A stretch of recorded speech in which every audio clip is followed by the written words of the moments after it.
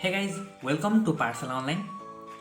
First of all हामी इन्ट्रोडक्सनबाट start गर्छौँ। सो इथर भनेको त्यस्तो खालको अर्ग्यानिक कम्पाउन्ड हो जसको फङ्सनल ग्रुप हुन्छ आर ओ अनि आर है।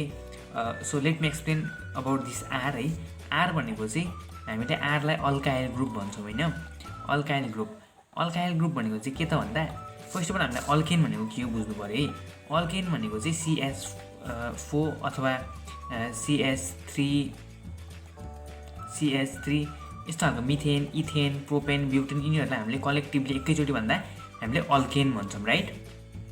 सो यदि यो अल्केन्सहरूमा एउटा हाइड्रोजन यहाँबाट निस्कियो र यो अल्केनहरूले चाहिँ यसरी अर्को कुनै कम्पाउन्डसँग बोन्ड बनाउन रेडी भयो भने यो ग्रुपलाई हामीले भन्छौँ अल्काइल ग्रुप है।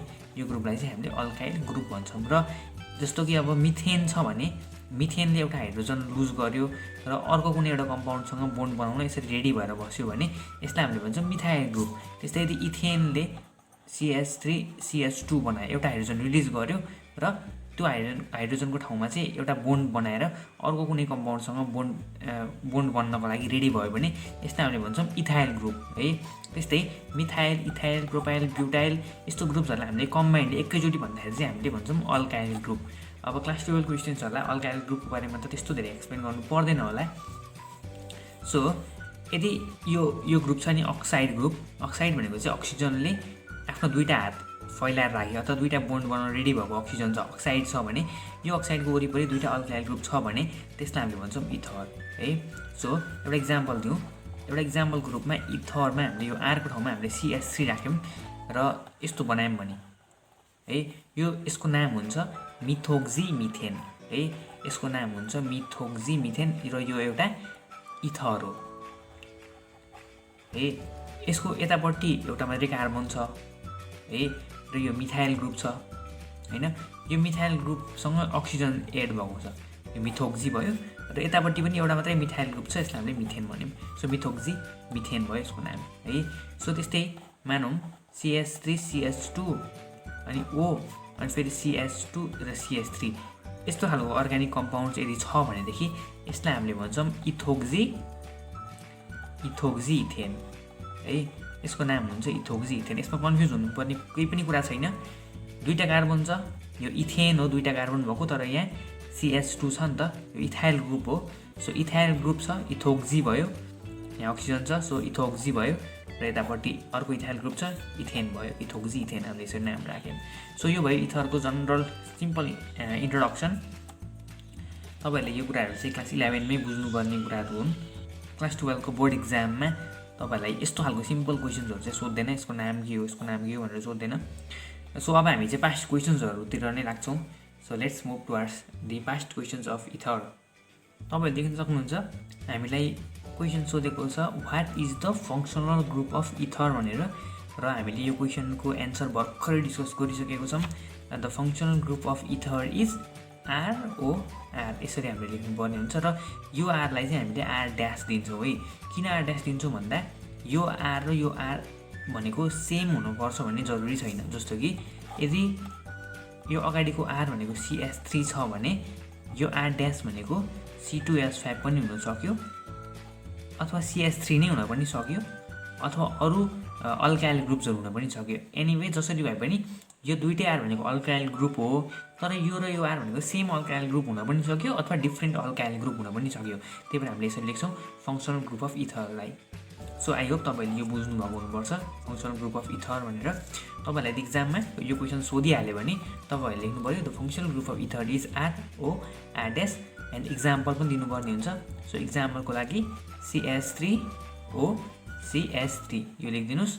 यसमा चाहिँ यो R र यो R ड्यास भनेको सेम छ होइन, दुइटै मिथाइल ग्रुप छ र यसको नाम हुन्छ मिथोक्जी मिथेन। मिथोक्जी मिथेन कसरी भएको मैले भर्खरै अगाडि एक्सप्लेन गरिसकेको छु। आई होप तपाईँहरूले त्यो एक्सप्लेनेसन बुझ्नुभएको छ। अब हामी नेक्स्ट क्वेसन हेर्छौँ र नेक्स्ट क्वेसन छ write the action of ethoxy ethane on PCl5 and aqueous HI। अब यो क्वेसन 2060 सोधेको छ, तपाईँहरूले स्क्रिनमा देख्न सक्नुहुन्छ। सो फर्स्ट अफ अल हामीले PCl5सँग हेर्छौँ इथोक्जी इथेन भनेको छ। सो इथोक्जी इथेन भनेपछि फर्स्टमा हामीले यो C2H5 O C2H5 लेख्नु पर्यो है। अथवा तपाईँले यसलाई यसरी CH3 CH2O अनि CH2 CH3 यसरी लेख्न पनि सक्नुहुन्छ। यो दुईटा भनेको कुरा एउटै हो है। अब इथोक्जी किन भन्यो, किन भन्दा यहाँ दुईटा ग्रुप छ कार्बनको र यो इथाइल हो। इथाइल ग्रुपसँग अक्सिजन एड भएको छ, इथोक्जी भयो, र यतापट्टि पनि अर्को इथाइल ग्रुप छ, सो इथोक्जी इथेन भयो यसको नाम है। अब इथोक्जी इथेनमा PCl5 को एक्सन भनेको छ है। PCl5 लाई मैले यसरी लेख्छु Cl PCl3 Cl, यो मैले रिएरेन्ज गरेर लेखेको छु तपाईँहरूलाई बुझ्न सजिलो होस् भनेर। ओके, सो PCl5 सँग यसरी इथोक्जी इथेनले रियाक्ट गर्यो भने यसले के बनाउँछ त भन्दा फर्स्ट अफ अल यो अक्सिजन छ नि, यो अक्सिजन र यो PCl3 मिक्स भएर अथवा एड भएर यसले POCl3 बनाउने भयो है। POCl3 बनाउनु भयो, यहाँको PCl3 सँग यो अक्सिजन एड भएर है। अब बाँकी रह्यो यो CH3 CH2, यो CH3 CH2 यो Cl सँग एड हुन्छ र CH3 CH2 Cl बनाउने भयो, र यतापट्टिको CH3 CH2 पनि यो Cl सँग एड भएर अर्को CH3 CH2 Cl बनाउनु भयो। सो दुईटा CH3 CH2 Cl बन्ने भयो यहाँबाट, र यो अक्सिजन चाहिँ PCl3 सँग एड भएर POCl3 बनाउनु भयो। र यसको नाम के हुन्छ त भन्दा यसको नाम हुन्छ इथाइल क्लोराइड अथवा क्लोरोइथेन, जे भन्दा पनि भयो। यसमा दुईटा कार्बन छ, इथाइल ग्रुप छ र यहाँ क्लोरिन छ, सो यसलाई हामीले लेख्छौँ इथाइल क्लोराइड अथवा chloroethane. So the action of ethoxy ethane on PCl5 gives ethyl chloride भनेर तपाईँले चाहिँ यो लेख्नु पऱ्यो र यो रियाक्सन पनि देखाउनु पऱ्यो यदि तपाईँलाई यो क्वेसन चाहिँ एक्जाममा सोध्यो भनेदेखि। र नेक्स्ट छ write the action of ethoxy ethane on aqueous hydrogen iodide HI। So फेरि हामीले इथोक्जी इथेन बनाऊँ। सो इथोक्जी इथेनलाई मैले अब यसरी लेख्छु C2H5O C2H5 भनेर, र यसमा एक्वेस हाइड्रोजन आयोडाइड एड भयो। यहाँनिर यो एक्वेस हाइड्रोजन आयोडाइड चाहिँ कोल्ड हो, सो मैले कोल्ड भनेर लेखेँ यहाँनिर कोल्ड कन्डिसनमा। एन्ड यसरी यदि तपाईँलाई यो रियाक्सन एक्जाममा सोध्यो भनेदेखि एकदम सजिलो छ। यो C2H5 छ नि, यो C2H5 सँग चाहिँ तपाईँहरूले यो HI को एउटा यो आयोडिनलाई एड गर्नु पर्यो, C2H5I लेख्नु पर्यो है।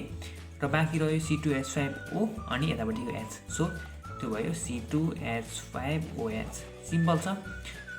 C2H5 अगाडिकोसँग अथवा पछाडिको जुन भन्दा पनि हुन्छ है। एउटा C2H5 सँग चाहिँ यो HI को यो आयोडिन एड भयो र C2H5I बनायो, र बाँकी रहेको C2H5 र अक्सिजन पनि बाँकी रहेको छ, योसँग चाहिँ यहाँको हाइड्रोजन मिलेर C2H5OH बनायो। र OH आउने बित्तिकै यो के हो, एल्कोहल। यो एल्कोहल हो। यो कुन एल्कोहल हो भन्दा यो इथाइल हो, इथाइल अल्कोहल हो। यसलाई हामीले भन्छौँ इथेनोल है। इथेनोल किन भनेको भन्दा यसमा दुईटा कार्बन छ, इथ आउने भयो र पछाडि OH छ, यो अल्कोहल हो, सो OL, सो यसको नाम भयो इथेनोल। र यसको नाम के हुन्छ भन्दा यसको नाम हुन्छ इथाइल आयोडाइड। इथाइल आयोडाइड है। कसरी भन्दा यो आई भनेको त आयोडिन हो नि त, यो अघि Cl हुँदाखेरि यसलाई हामीले इथाइल क्लोराइड भनेको थियौँ है। सो यो Cl को ठाउँमा अर्को हाइड्रोजन आई आएको छ, सो यसको नाम हुन्छ इथाइल आयोडाइड। सो आयो तपाईँले यो क्वेसन पनि बुझ्नुभएको हुनुपर्छ। तपाईँहरूलाई यहाँ आईको ठाउँमा Cl आयो भने सिम्पली यहाँ पनि Cl लेखिदिनु होला, आईको ठाउँमा Br आयो भने Br लेख्नु होला। तर आइएम स्योर तपाईँलाई यो क्वेसन सोध्यो भने एक्वेस HI मै सोध्छ, किन भन्दा हामी त्यो सिलेबस अनुसार हामीले प्र्याक्टिस गरेको एक्वेस HI सँग नै हो। त्यस्तै नेक्स्ट इम्पोर्टेन्ट क्वेसन छ विलियमसन्स इथरिफिकेसन रियाक्सन। तपाईँले स्क्रिनमा देख्न सक्नुहुन्छ यो क्वेसनलाई कति धेरै पटक सोधिसकेको रहेछ भनेर। सो विलियमसन्स इथरिफिकेसन रियाक्सनलाई बुझ्नको लागि फर्स्टमा हामीले यो वर्डलाई हेर्छौँ, इथरिफिकेसन है। इथरिफिकेसन भनेको पक्कै पनि इथर बनाउने भन्ने बुझिन्छ होइन। विलियमसन्स भनेको चाहिँ कुनै मान्छेको नाम हो अथवा साइन्टिस्टको नाम हो। इथरिफिकेसन भनेको चाहिँ इथर बनाउने प्रोसेस हो। सो यो रियाक्सनको प्रडक्ट चाहिँ इथर हुने रहेछ भन्ने हामीले फर्स्टमा बुझ्नु पऱ्यो है। इथरिफिकेसन भनेर नामले नै हामीलाई बुझाउँछ। सो विलियमसन्स इथरिफिकेसनमा चाहिँ के हुन्छ त भन्दा यसमा चाहिँ sodium alkoxide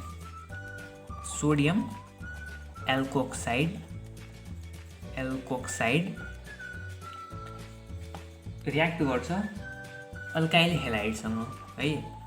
alkyl हेलाइडसँग sodium एल्कोक्साइडले react गर्छ र दिन्छ हामीलाई इथर। तपाईँहरूलाई अलिकति गाह्रो जस्तो लाग्छ सुन्दाखेरि, बट यस्तो गाह्रो केही पनि छैन। सोडियम एल्कोक्साइड भनेको के हो बुझ्नु पर्यो फर्स्ट अफ अल है। सो यहाँनिर हेर्नुहोस्, यो सोडियमलाई एकैछिन छोडिदिनुहोस्, एल्कोक्साइड भनेको छ हो। सो एल्कोक्साइड भनेको के हो त भन्दा अल्केन र अक्साइड मिलेर एल्कोक्साइड बनाउने हो है। अल्केन र अक्साइड मिलेर म लेखिदिन्छु यहाँ, अल्केन र अक्साइड मिलेर एल्कोक्साइड बनाउने हो है। अल्केन भनेको आर हो, मैले यो अगाडि नै भनिसकेँ आर, यो CH3 C2H5 यस्तो ग्रुप्सलाई हामीले अल्काइल ग्रुप भन्छौँ। र यो अल्काइल ग्रुप है आर ग्रुप, एल्कोक्साइड भनेको अक्सिजन ग्रुपसँग है। यो अल्काइल ग्रुप भयो र यो अक्सिजन ग्रुप भयो र यहाँको सोडियम भनेको Na ग्रुप। यसरी यदि यो मलिक्युल्सहरू RONA लाई हामीले बस्छ भने, हामीले लेख्छौँ भने हामीले यसलाई भन्छौँ सोडियम एल्कोक्साइड है। अल्केनबाट यो अल्काइल ग्रुप भयो र अक्साइड भनेको यो O छ, सोडियम भनेको Na, RONA भयो सोडियम एल्कोक्साइड। अब योसँग एल्काइल हेलाइडले रियाक्ट गर्छ। एल्काइल हेलाइड भनेको अल्काइल ग्रुप भनेको R हो, मैले अगाडि नै भनिहालेँ, र हेलाइड भनेको क्लोरिन ब्रोमिन आयोडिनहरू छ जुन हेलोजन्सहरू, यसलाई हामीले हेलाइड भन्छौँ यदि यो चाहिँ आफ्नो एउटा बोन्ड बनाउन रेडी छ भने। जस्तो कि यो Cl, यो भनेको क्लोराइड हो है, Cl2 भनेको क्लोरिन हो, Cl भनेर यसरी यदि बोन्ड दिएर अर्कोसँग कम्बाइन हुन बसेको छ भने यो क्लोराइड हो। त्यस्तै Br2 भनेको ब्रोमिन हो, यो Br यदि यसरी बोन्ड बनाएर बसेको छ भने यो ब्रोमाइड हो। त्यस्तै I2 भनेको आयोडिन हो, यो यसरी बसेको छ भने आयोडाइड हो। र यसलाई कम्बाइनले एकैचोटि भन्नुपर्दा हामीले यसलाई भन्छौँ हेलाइड, र यसलाई हामीले एक्सले डिनोट गर्छौँ प्रायः जस्तो, र यो भनेको हेलाइड हो। सो अल्काइल ग्रुपसँग यदि यो हेलाइड ग्रुप यदि यसरी बसेको छ भने यसलाई हामीले भन्छौँ alkyl halide. So sodium alkoxide RONA सँग अल्काइल हेलाइड RX आएर बस्यो, र बसे पछाडि यो Na र यो X मिलेर NaX बनायो, र बाँकी रहेको RORले बनायो इथर है, यो इथर हो। सो तपाईँले बुझ्नुभएको हुनुपर्छ यो रियाक्सन, यसमा Na र X मिलेर NaX बनाउने भयो, र RO र यो R मिलेर ROR इथर बनायो है। यो X भनेको चाहिँ क्लोरिन पनि हुनसक्छ, ब्रोमिन पनि हुनसक्छ, आयोडिन पनि हुनसक्छ। सो हामीले एउटा इक्जाम्पल हेरौँ। Let's take an example. For example यदि यो R भनेको चाहिँ CH3 छ भनेदेखि है, यो R भनेको CH3 छ र X भनेको चाहिँ यदि मानिलिउँ यो X भनेको ओके सो क्लोरिन छ भनेदेखि CH3ONA सँग यो R भनेको पनि CH3Cl यदि रियाक्ट गर्यो भने यसले बनाउने भयो CH3 प्लस NaX को ठाउँमा हामीले Cl राख्नु पर्यो, सो NaCl। सो यो भयो हाम्रो विलियमसन्स इथरिफिकेसन रियाक्सन है। अब म तपाईँलाई एउटा कुरा भनिदिइहालौँ, यो R र यो R ले चाहिँ एउटै अल्काइल ग्रुपलाई डिनोट गर्छ भन्ने छैन। जस्तो कि यदि यो R भनेको CH3 छ भनेदेखि यो R भनेको चाहिँ C2H5 पनि हुनसक्छ है, CH3 पनि हुनसक्छ, C2H5 पनि हुनसक्छ, अथवा अरू अल्काइल ग्रुप्सहरू पनि हुनसक्छ। त्यही भएर हामीले एउटा Rलाई R मात्रै लेख्छौँ, अर्कोलाई हामीले R' लेख्छौँ, ठिक छ। सो यसरी हामीले यो विलियमसन्स इथरिफिकेसन रियाक्सन गर्न सक्छौँ। आई होप तपाईँले बुझ्नुभएको होला। र यहाँनिर मैले अझै केही कुराहरू एड गर्नुपर्ने हुन्छ, र त्यो कुरा हो सिमेट्रिकल र असिमेट्रिकल इथर्सको बारेमा। सो सिमेट्रिकल इथर भनेको के हो त भन्दा यदि कुनै इथरको अगाडि र पछाडि, यो अक्सिजनको अगाडि र पछाडिको जुन अल्काइल ग्रुप्सहरू हुन्छ नि, यो अल्काइल ग्रुप्सहरूमा चाहिँ सेम नम्बर अफ कार्बन छ भनेदेखि है, सेम नम्बर अफ कार्बन्स यदि यो अल्काइल ग्रुप्सहरूमा छ भनेदेखि त्यसलाई हामीले भन्छौँ सिमेट्रिकल इथर है।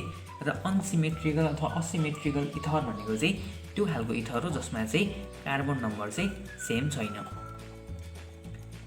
सो असिमेट्रिकल इथर भनेको चाहिँ त्यो खालको इथर हो जसको चाहिँ कार्बन नम्बर चाहिँ सेम छैन, डिफ्रेन्ट नम्बर अफ कार्बन चाहिँ। म तपाईँलाई इक्जाम्पल पनि दिन्छु। सो फर इक्जाम्पलको लागि यदि CH3OCH3 यो खालको इथर छ भने यसको अक्सिजनको अगाडि पनि एउटा कार्बन छ र पछाडि पनि एउटा मात्रै कार्बन छ। सो यो भयो सिमेट्रिकल इथर। यदि C2H5OCH3 यस्तो खालको इथर छ भनेदेखि यसको अक्सिजनको अगाडिपट्टि दुईवटा कार्बन छ र पछाडिपट्टि एउटा मात्रै कार्बन छ भने यो भयो असिमेट्रिकल इथर है। र हाम्रो यो विलियमसन्स इथरिफिकेसन रियाक्सनले दिने इथरहरू चाहिँ सिमेट्रिकल पनि हुनसक्छ, असिमेट्रिकल पनि हुनसक्छ। फर इक्जाम्पल यदि हामीले यो RONA चाहिँ CH3ONA युज गऱ्यौँ हैन, र यो R ड्यासको ठाउँमा चाहिँ हामीले मानिलिउँ C2H5 युज गऱ्यौँ है, र X भनेको चाहिँ हाम्रो आयोडिन हो, C2H5 I हामीले युज गऱ्यौँ भने यो रियाक्सनले जुन इथर दिन्छ नि, त्यो इथर कस्तो हुन्छ भन्दा फर्स्ट अफ अल हामीले Na र I मिलेर NaI बनायो, हामीले यो लेख्छौँ, र बाँकी रहेको यो CH3O अनि C2H5 ले चाहिँ CH3O C2H5 यसरी अर्को एउटा इथर बनायो, र यो इथरको वरिपरिको कार्बन हेर्नुहोस्, यता दुईवटा छ, यता एउटा मात्रै छ, so different number of carbon छ भनेपछि यो इथर भयो असिमेट्रिकल इथर। सो हामीले के बुझ्नु पर्यो भन्दा यो विलियम्सन्स इथरिफिकेसन रियाक्सनले चाहिँ दिने इथर्सहरू सिमेट्रिकल पनि हुनसक्छ, असिमेट्रिकल पनि हुनसक्छ, यो कुरा चाहिँ हामीले बुझ्नु पर्यो। ओके, सो आई होप तपाईँले चाहिँ यो क्वेसन पनि बुझ्नुभएको हुनुपर्छ। तपाईँले यदि यो क्वेसन बुझ्नुभयो भने यो टिपेर राख्नुहोस्। यो क्वेसन्सहरू पास्ट क्वेसन ओल्ड इज गोल्डमा जुन यो क्वेसन्सहरू छ, यो क्वेसन्सहरू चाहिँ तपाईँले सल्भ गर्न सक्नुपर्ने हुन्छ। तपाईँले प्र्याक्टिस गर्नुहोस् यो क्वेसन्सहरूलाई। एन्ड हामी अब नेक्स्ट क्वेसनलाई चाहिँ नेक्स्ट पार्टमा हामी सल्भ गर्छौँ, र this is the first part of the ether, and हामी सेकेन्ड र थर्ड पार्टमा चाहिँ हामीले कम्प्लिटली इथरको सबै पास्ट क्वेसन्सहरूलाई एक्सप्लेन गर्ने नै छौँ। So see you in the next part of this video. Until then, take care, goodbye, and best of luck for your upcoming examination.